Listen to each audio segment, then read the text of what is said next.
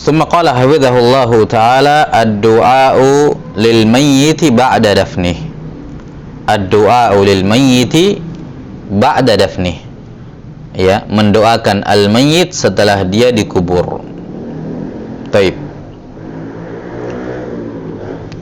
Sebagian fuqaha, sebagaimana yang sudah kita sebutkan sebelumnya, sebagian fuqaha menyebutkan bahwa al-mayyit di kasrah ya-nya dan di tasydid ini untuk yang menjelang kematian, yang akan meninggal. Adapun yang sudah meninggal dikatakan al-mait di kasrah ya-nya. Ya, ini ada yang membedakan seperti ini. Taib. Kata beliau ad-du'a lil mayyit ba'da dafni, mendoakan mayit setelah dia dikuburkan. 6. Jadi setelah dimandikan kemudian dikafani, di sini tidak disinggung karena tidak ada zikir-zikir tertentu ketika memandikan jenazah, tidak ada juga zikir tertentu ketika mengkafani.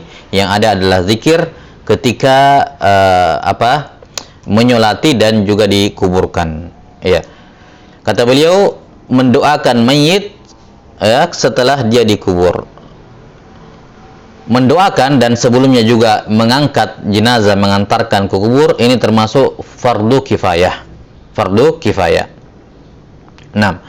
Dan orang-orang yang mengantarkan ke kubur, ya, mengantarkan ke kuburan itu selayaknya mereka mengantarkannya dalam keadaan diam, ya. Diam, ya, tidak berbicara dengan perkara, bahkan pada perkara-perkara yang mubah sekalipun tidak dianjurkan, ya. Kalaupun dia ingin berzikir, silakan dia berzikir, karena ini maqam mengingat kematian. Ya, karena itulah An-Nawawi rahimahullahu taala berkata, wa'lam anna as-shawabal mukhtara ma kana alaihi salafu radhiyallahu anhum as-sukutu fi halis sayri ma'al janazah. Ya, fala yurfa'u sautan bi qira'atin wala dzikrin wala ghairi dzalik. Kata beliau, ketahuilah yang benar dan yang terpilih, pendapat yang terpilih yang diamalkan oleh as-salaf adalah diam ketika seorang berjalan bersama jenazah. Dia tidak meninggikan suaranya dengan bacaan Quran ataupun zikir, ya. Maka termasuk ke kemungkaran yang disebutkan oleh Imam An-Nawawi rahimahullah, misalnya meneriakkan la ilaha illallah dan semacamnya sambil ketika membawa jenazah. Ini tidak layak. Selayaknya orang yang mengangkat tandu jenazah tersebut diam, ya, karena ini lebih cocok dengan lebih membantu seorang untuk mengingat kematian, ya. Kata beliau, wal hikmatu fihi zahirah wa hiya annahu askanu li khatirihi wa ajma'u li fikrihi fima yata'allaqu bil janazah wa huwa al matlubu fi hadzal hal. Fahadha huwal haqqu wa la taghtaranna bi kasrati man yukhalifu. Kata Nawawi rahimahullah, hikmah kenapa disuruh diam, ya, karena itu lebih menenangkan hatinya, lebih memfokuskan fikirannya untuk memikirkan kondisi jenazah, kematian ini. Dan inilah yang diharapkan dalam momen seperti itu. Inilah yang benar, kata beliau, maka janganlah kamu tertipu dengan banyaknya orang yang menyelisihi sunnah ini. Maka termasuk kemungkaran masalah ketika seorang mengantarkan jenazah, ya, digas motornya dengan suara yang keras, apalagi sampai mengganggu orang-orang di jalan. Oke, memberikan jalan bagi ambulans, tentunya kita berikan jalan, ya. Dan semua orang paham juga kalau ada jenazah tidak ada orang bodoh yang mau muncul di tengah-tengah, ya. Maka apa yang berkembang di tengah-tengah kita ketika mengantar jenazah berupa membuka jalan dengan cara yang kasar, bahkan sampai merugikan harta, bahkan fisik orang-orang yang di jalan, ini tidak diragukan merupakan kemungkaran yang besar. Nah, demikian pula ngobrol dengan temannya ketika mengantarkan jenazah, ya, ngobrol dengan hal-hal yang walaupun bukan perkara yang haram, bicara bisnis, bicara ini, bicara itu, ya, di dalam kondisi mengantar jenazah, ini semua termasuk perkara yang dihindari. Hendaknya seorang diam dan merenung dengan kondisi si mayit, ya, mengambil ibrah darinya.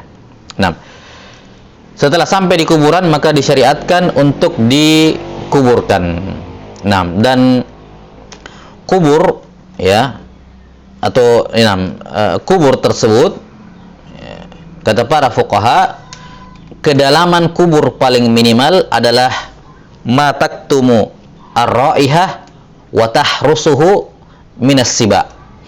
Ya, ma taktumu raihatal mayyit wa tahrusuhu minas siba.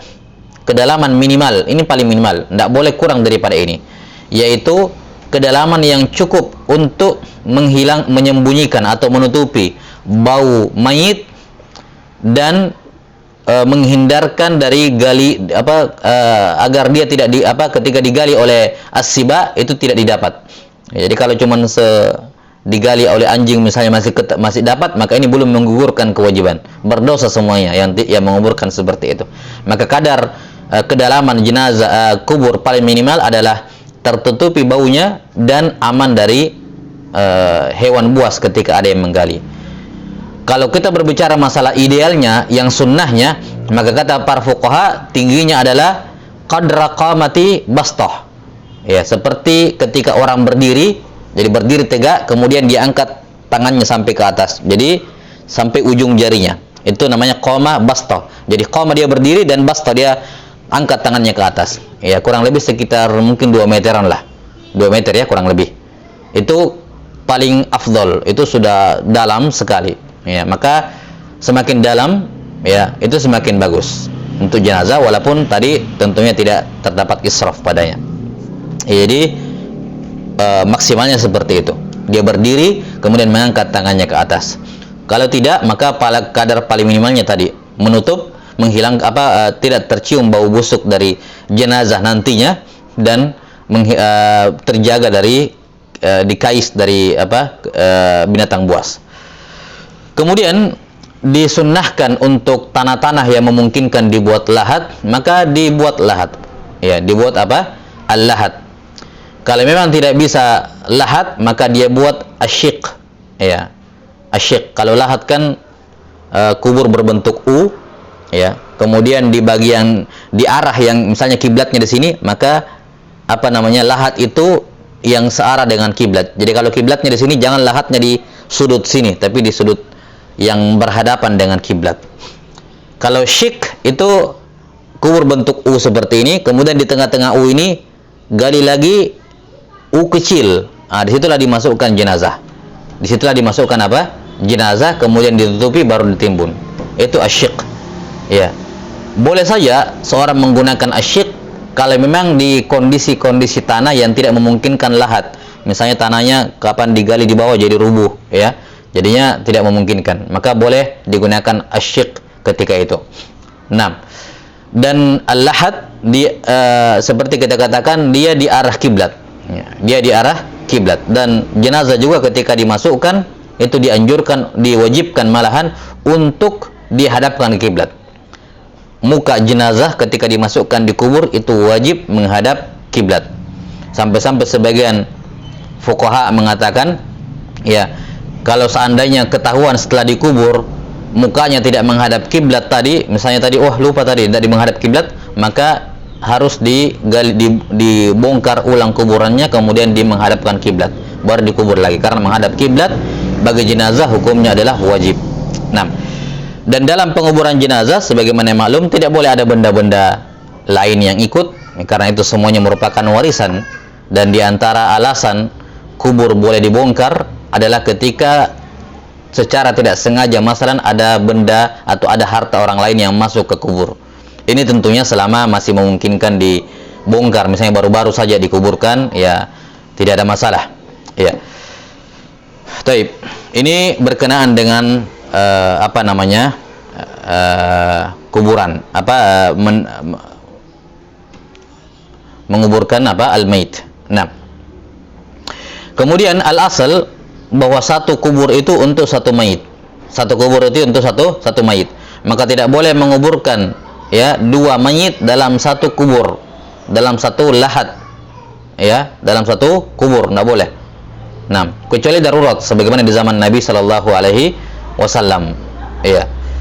Tapi kalau misalnya di sebagian negara itu karena lahan yang terbatas, mereka buat kubur bertingkat. Ya, ini karena dan ini tidak termasuk menguburkan dua orang dalam satu makam. Misalnya tanahnya karena digali berapa meter ke bawah. Nah, yang paling pertama paling bawah, dilahat paling bawah. Setelah itu ditimbun secukupnya. Ya, setelah itu nanti datang jenazah berikutnya dimasukkan lagi di lahat di sininya, di bawahnya. Ya, lahat di atasnya mau saya. Kemudian ditimbun lagi. Nanti datang jenazah yang ketiga masukkan lagi di lahat di atasnya baru tutup. Nah, ini sudah berarti 3 orang di dalam. Tapi ini tidak satu kuburan, berbeda, cuman bersusun. Nah, ini tidak ada masalah seperti ini. Ya. Yang terlarang adalah menyatukan 2 mayit di dalam satu jenazah. Dalam satu kuburan. Kemudian disunnahkan bagi mereka yang menguburkan jenazah untuk membaca zikir, ya, yang tersebut dalam riwayat Abu Dawud dan At-Tirmidzi dari sahabat Abdullah bin Umar radhiyallahu anhuma, ya, dikatakan anna Nabiy sallallahu alaihi wasallam kana idza wada'a al-mayyita fil qabri qala bismillahi wa ala sunnati Rasulillah sallallahu alaihi wasallam. Bahwa Nabi SAW kalau meletakkan mayit dalam kubur, beliau membaca Bismillahi ala sunnati Rasulillah SAW. Ya, maka disunnahkan membaca doa ini bagi yang turun ke lubang untuk memasukkannya ke dalam lahat, atau ketika menurunkan jenazah dari atas masuk ke dalam lubang. Nah, dianjurkan membaca doa ini. Dan juga dianjurkan untuk menutupi. Ya, sebagian fuqaha mengatakan dianjurkan untuk menutupi kubur ketika mayit dimasukkan. Jadi misalnya makanya yang turun hanyalah orang-orang terpercaya. Ya, tidak boleh turun itu sembarangan. Orang yang tidak bisa menjaga ucapannya. Hendaknya yang turun adalah kalau bisa orang-orang terdekat dengan mayit. Sehingga ketika terjadi hal-hal yang tidak diinginkan di bawah, ya, atau yang hal-hal yang dalam tanda kutip buruk kalau diketahui oleh orang, maka mereka bisa menjaga rahasia. Ya, karena dari sinilah para fuqaha mengatakan dianjurkan untuk menutupi pandangan orang-orang dari proses penguburan tersebut. Masalan ditutupi kain, ya, ada orang turun ke bawah sudah ditutup kain supaya orang-orang yang di atas ini enggak melihatnya. Ya, karena kadang ada terjadi hal-hal yang tidak bagus dalam kubur, ya, kemudian orang berpikir macam-macam, ya, seperti film-film azab gitu, ya. Ya. Ada inilah, ada itulah dalam kuburnya. Nah, ini harus dirahasiakan, ya, tidak, karena ini hal yang tidak bagus, ya. Maka selayaknya proses penguburan jenazah ini dilakukan oleh orang yang terbatas, tidak menjadi tontonan semua orang. Apalagi di zaman sekarang, ya, termasuk di antara kemungkaran menginjak kuburan, duduk di atas kuburan, ya, ini semua adalah hal yang selayaknya dihindari. Nah, wallahu taala alam bissawab. Nah, kemudian setelah dikuburkan, dimasukkan ke lahat, kemudian dipasang labinah, masalan kayu atau ubin dan semacamnya, kemudian ditimbun seluruhnya, ya. Maka setelah dikubur dianjurkan bagi orang-orang di situ untuk menaburkan tanah, ya, tanah kubur di atasnya, di atas kubur tersebut sebanyak 3 kali al-hasayat, 3 kali tuangan di bagian kepala mayit. Datang kemudian diambil, ya, 2, kemudian 3, gitu, ya, di bagian kepalanya si mayit. Nah, dan rincian tentang memasukkan jenazah, hukum-hukumnya tentunya bukan di sini, ya. Ini hanya secara global kita jelaskan. Nah, kemudian setelah selesai dikubur seluruhnya, barulah membaca apa yang disebutkan di sini oleh Syekh rahimahullahu taala, ad-du'a lil mayyit ba'da dafnih, mendoakan mayit setelah dikubur. Kana an-nabiy sallallahu alaihi wasallam idza faragha min dafnil mayyit waqafa alaihi faqala istaghfiru li akhikum wasalullaha lahu at-tasbita fa innahu al-ana yus'al. Ya. Mintalah ampun untuk saudaramu. Ya, atau Nabi sallallahu alaihi wasallam kalau selesai menguburkan mayit, beliau berdiri sejenak di atas kuburan tersebut, di sisi kuburan itu maksudnya. Kemudian beliau mendoakan istaghfiru li akhikum, minta ampunkan untuk saudaramu, wasallallahu lahu tasbit, dan mintakanlah untuknya itu agar diberikan kekokohan untuk menjawab pertanyaan munkar dan nakir. Fa innahul ana yus'al, karena dia sekarang sedang ditanya, ya. Sekarang dia ditanya, maka dia cukup mendoakan, ya Allahumma ighfir lahu wasabbithu bil qawli sabit, ya Allahumma ighfir lahu wasabbithu bil qawli sabit, ya, fil hayat fil akhirah atau fil qabr dan semacamnya. Bukan dengan berteriak, hai fulan, kalau kamu ditanya siapa Tuhanmu, jawab ini. Itu semua tentunya perbuatan sia-sia, karena mayit tidak mendengar, ya, mayit tidak mendengar. Nah, talqin kepada orang itu sebelum dia meninggal, bukan setelah dia meninggal. Taib. Wallahu taala alam bissawab.